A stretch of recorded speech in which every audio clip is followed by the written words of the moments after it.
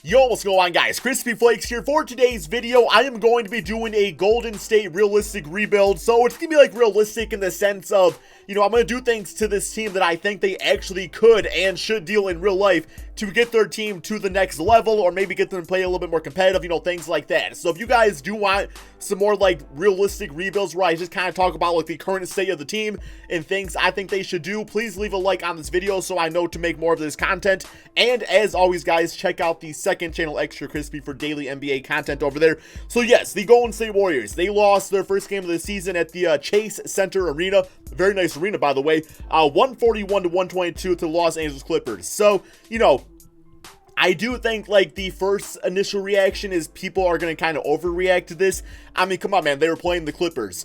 But you just look at like the construction of this team and really just like the commentators, in the game, they kind of summed it up nicely saying, well, why does it look like the Warriors are playing a preseason game? And that's what it was at the time, man. Like when Steph Curry, D'Lo were not on the floor, Draymond Green was out with some injuries at points. The team looked like an actual like G League preseason team on the court, guys, for the Golden State Warriors. And for a fan base that's used to just like greatness, it's not really a good look for a team out there, man, especially it just has like a brand new arena. So yes, we are gonna do some moves out there, man, just because like Steph Curry, 23 points, 4 rebounds, 4 assists.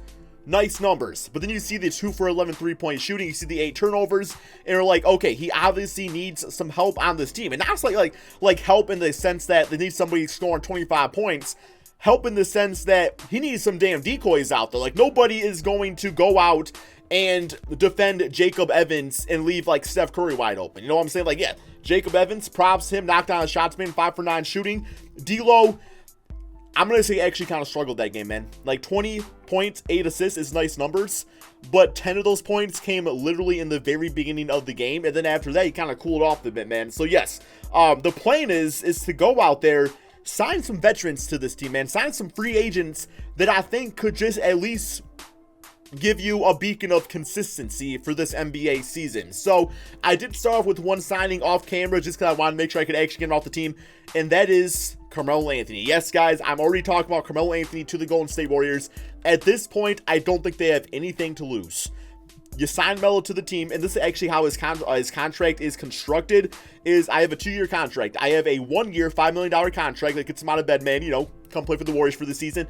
And then I actually, that second year, I don't know why it looks weird like that, man. The second year is actually a team option, where if the Warriors are impressed with what Melo does, you bring him back for $12 million, because obviously he kind of played to an extent of deserving that money. If not, you let him walk away. All of a sudden, Klay Thompson's back on the team. You're good to go, right?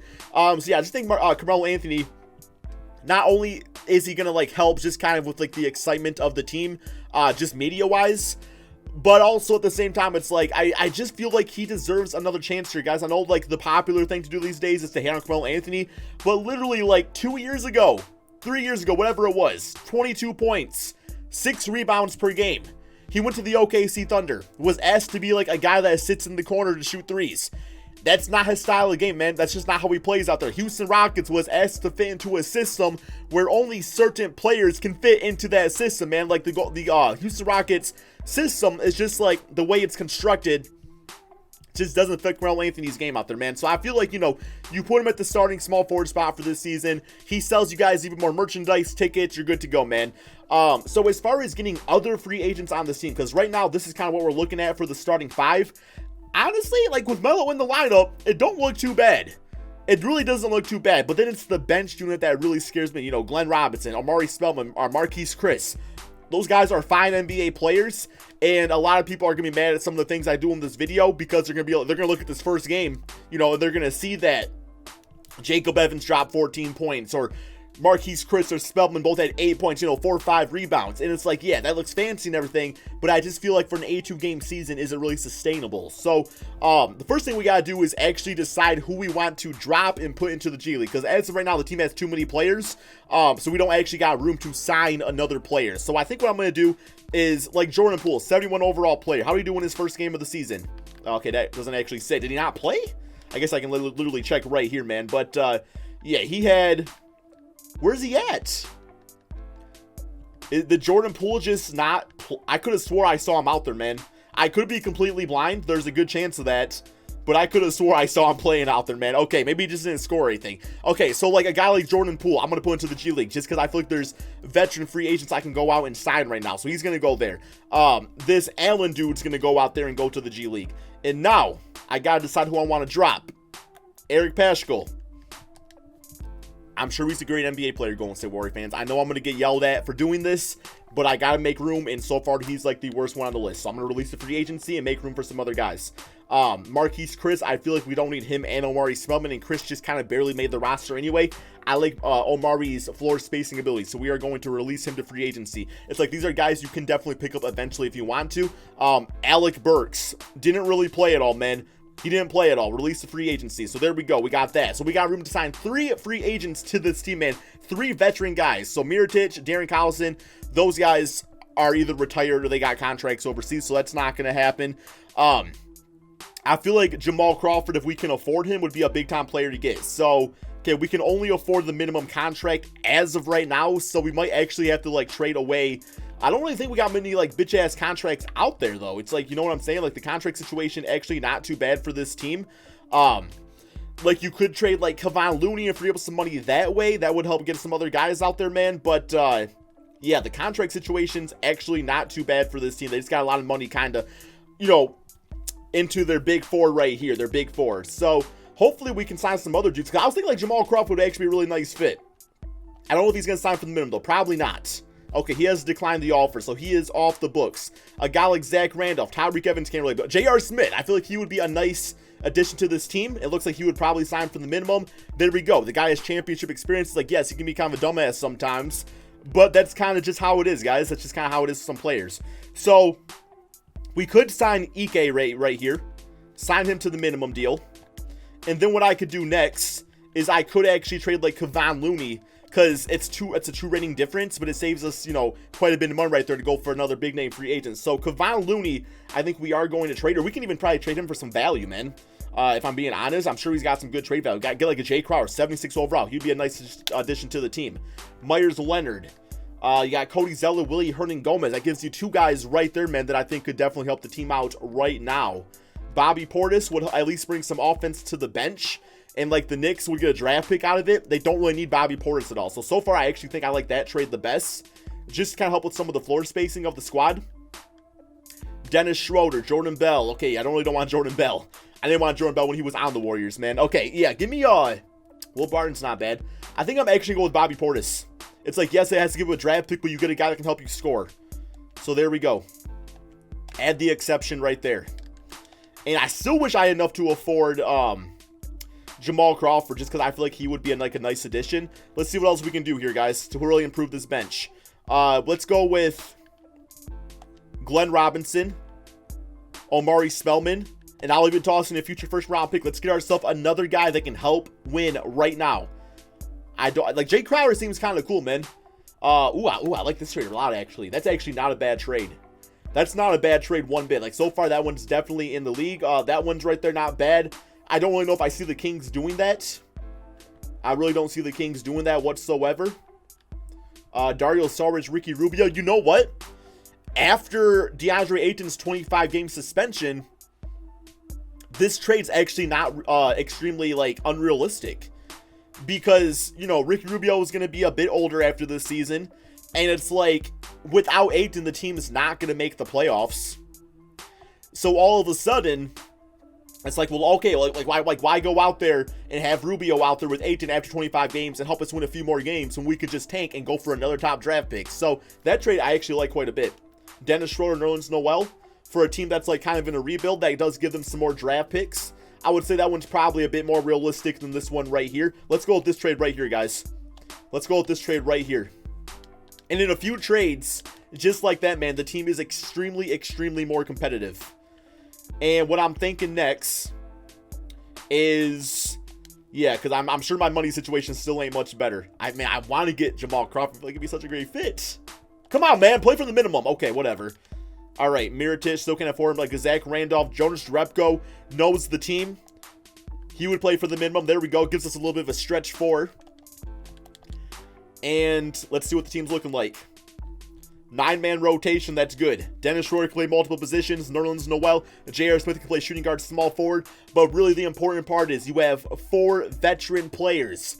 4 guys that know what it takes. To some extent. Noel don't know shit, but yeah. And then you're starting 5. The defense ain't great.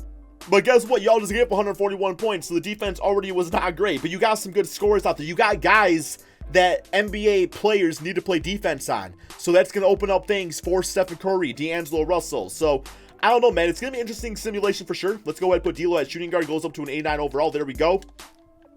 And I just think it's a better team. I just think it's overall a better team.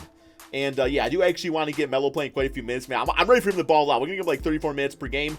Get 38 for D'Lo and Steph Curry in the backcourt. Do I think this team wins a championship? Well, I can't guarantee that. But I will say they will be better than how the Warriors are currently constructed. It just takes a few moves, man. It might take a few draft picks.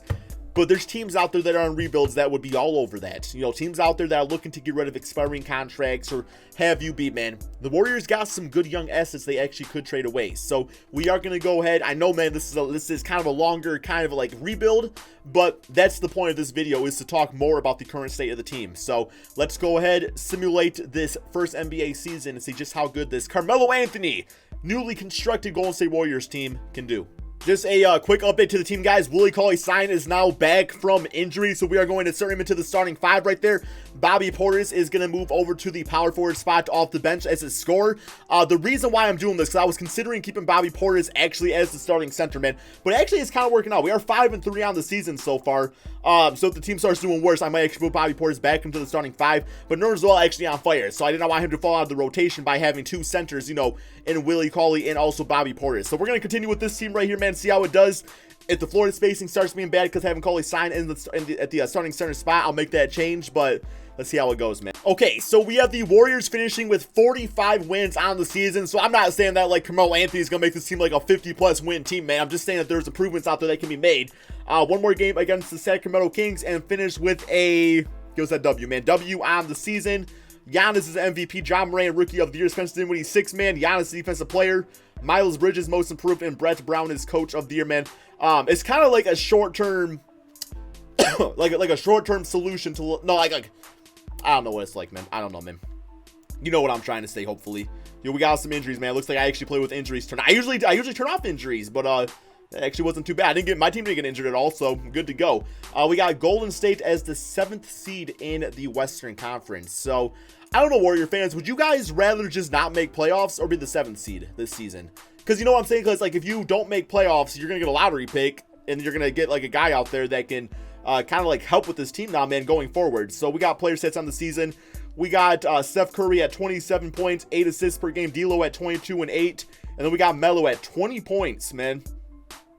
20.7 rebounds. He shot the basketball too. Not very well at 41%, but shot about 18 times per game, 33% from 3. So definitely a high volume type of player, as we all know. Dennis Schroeder, Willie Cauley-Stein played fine out there, man. Bobby Portis at 10 points per game. Draymond Green doing his thing. And yeah, we got J.R. Smith actually did not really score a lot. Damn, why do you only shoot 3 times? I guess maybe he fell out of the rotation once we had guys that were back from like injury and stuff. So, okay.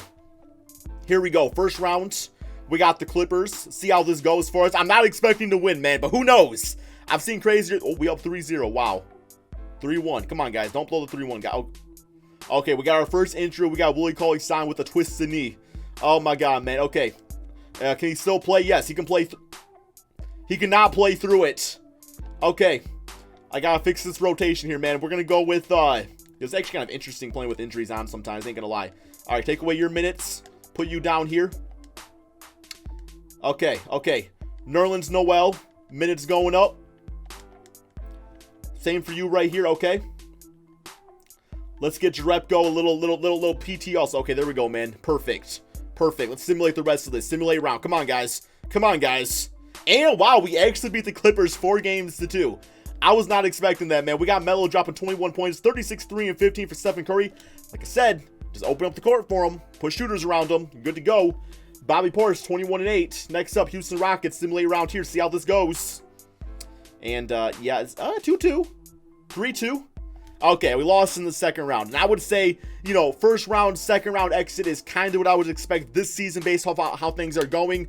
But well, Melo was 2 for 15. I was going to say Melo played great. Not this game, he didn't, obviously. But what I do see is a team we can now insert Klay Thompson into and be good to go, man. Okay, so let's get to this offseason. I don't really have a lot of like moves to make this offseason, guys. Now, if we have some money freed up, you know, obviously I'll try to improve the team that way. But, you know, Bobby Portis, I would actually like to re-sign him. I do think he would actually be a pretty good fit on this team in the Warriors offensive system. So, yeah, we don't really have any draft picks. We traded those away. We are going to go to team player options. We also got, you know, Jordan Poole now that's back, so he'll probably take over J.R. Smith's minutes. Yeah, rookie signings, nothing there. We also got that other dude. So Bobby Portis declined. Willie Cauley-Stein declined. And then Jacob Evans, I'm not really going to use him for any reason on this rebuild. So yeah, let's go to free agency here, guys. I think I would actually like to get Bobby Portis back over Willie Cauley-Stein. And that might not actually be happening, man. We might not actually be able to afford him. Yeah, we ain't going to have bird rights. Oh, that kind of sucks. That actually kind of sucks, man. Okay, where's he at? Where's he at? Yeah, Bobby Portis. Yeah, he is. We don't have rights to him, man. We'll see if it can happen somehow. We have to renounce on J.R. Smith, Ike, Nerlens Noel. Okay, that's kind of worth it. And then, yeah, I don't think I'm going to bring back Willie Cauley-Stein. We do got Melo back on the team now also, I believe. We should have Melo back on the team, in theory. Okay. Yeah, I don't really have any other moves to make here, man. I guess I'll just bring, like, Kyle Korver on the team, because Kyle Korver's a beast, and maybe he can, like, kind of be, like, a third-string guy, just in case other dudes foul out, you know, use them in different situations. But besides for that, man, I'm going to go ahead and simulate to the beginning of the regular season. Okay, guys, so here is the team going into the second and final season of this rebuild. We got Steph Curry, D'Lo, Klay Thompson. Hopefully that trio works out. Draymond Green and Bobby Portis. So Carmelo Anthony is back on the team. The only thing you risk, of course, him getting pissed off, you know, even at the age of what, man, 36, still being like, yo, I just dropped 20 points last season. Don't throw me on the bench. So, you know, hopefully, man, he would buy into the system in this case. But we still got Dennis Schroeder out there. Jordan Poole now is 77 overall. And Alan Samalik right here, who is going to get some time as the big dude on this team. And then we got guys like Kenneth Faried, you know, just in case, man. But yeah, not too much more to say. System proficiency, we got a 4.5 star balanced system. That's like the highest I've actually ever seen before, man. Has anybody ever actually gotten like a 5-star overall? I know like dudes like King of the Fourth Quarter and the Six Rings have like tried. I've never done a video like that before, but is it actually possible to do? I don't know, man. But yeah, let's go ahead, simulate this second final season. And, you know, Klay Thompson back, Carmelo Anthony on the bench, see what the squad can do.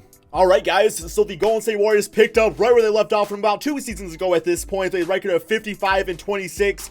If we get this W against the Sacramento Kings, that means Klay Thompson good for plus 10 wins on the season, which I would say probably is pretty accurate, assuming he comes back to full health or at least like 90%.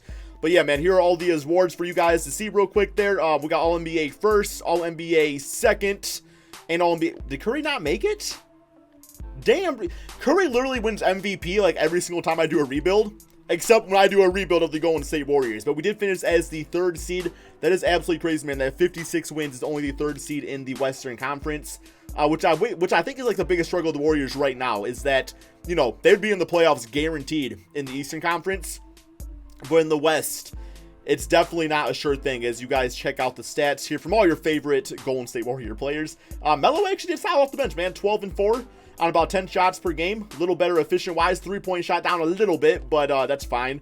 Okay, first round, Portland Trail Blazers. It's all about getting that championship, though, right, guys?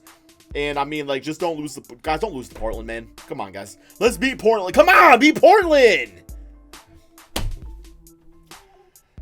Son of a bitch-ass Ryan 2K, bro. Like, okay, well, we lost to Portland in 7 games. I mean, okay, whatever. they outplayed us, you know, Damian Lillard... CJ, well, damn, both of them together, actually.